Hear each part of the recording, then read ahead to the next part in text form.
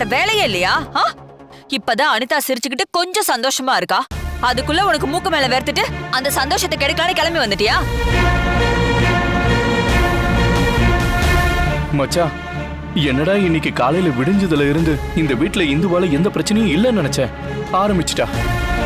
சத்தியமா இவள திருந்தவே மாட்டா. நீ சொல்றதும் ஒரு விதத்துல கரெக்டு தான் மணி.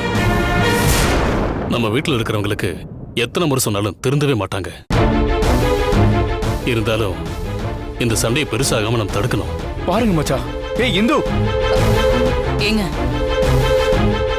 ஏண்டி வந்த? அனிதா இருக்க போறது கொஞ்ச நாள். அத பார்த்து இப்ப சந்தோஷப்பட்டு மறுபடியும் அனிதா கூட ஒரு பிரச்சனை பண்ணணும். அவ நிம்மதியா கெடுக்கணும். அதுக்கு தானே வந்திருக்க. தயவு செஞ்சு வெளியில போடி.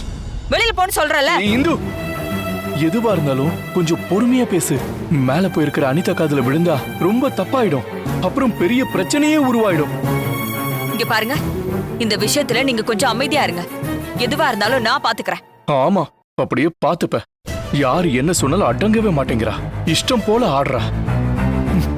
சக்தி, உனக்கு எத்தனை தடவை சொன்னாலும் கொஞ்சம் கூட அறிவே இருக்காதா?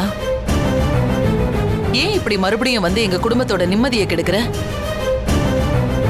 நீ சிவாவோட பேசிட்டு இருக்கிறப்பவே நான் உன்னை திட்டினேன். அப்புறம் ஏன் திரும்பவும் நீ வீட்டுக்கு வந்திருக்க?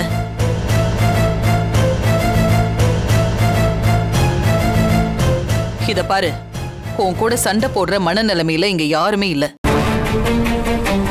மொத்த குடும்பமும் சுக்கு நூறா உடைஞ்சு போயிருக்கு.